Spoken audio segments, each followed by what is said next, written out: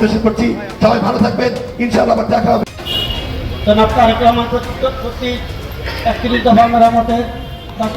আলোচনা করেছে, এটা অনেক 31টা দফা, সবগুলা বলতে ইম্পর্টেন্ট কিছু কথা আছে যেটা আপনাদের সামনে আমি বলতে চাই, কিন্তু এটা দুইটা কারণে এখানে প্রধান অতিথির অনুমতিক্রমে আমি আমার বক্তব্য সংক্ষিপ্ত করছি।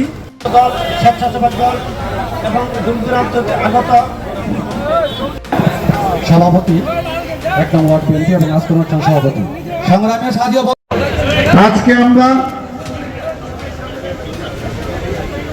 বিএনপি ভারপ্রাপ্ত চেয়ারম্যান, আসলে কিছু সংস্কার দরকার, সুষ্ঠু নির্বাচনের জন্য এমন নিয়মকানুন দরকার। ওদের একটা নিয়ম আছে, কে নির্বাচন কমিশন হবে একজন সংবিধানে সুনির্দিষ্ট করা আছে।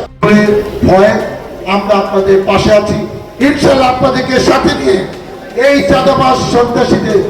সবাইকে আমি নাম বলতে পারি নাই, সেজন্য আন্তরিকভাবে দুঃখিত। সবাইকে আমার সালাম।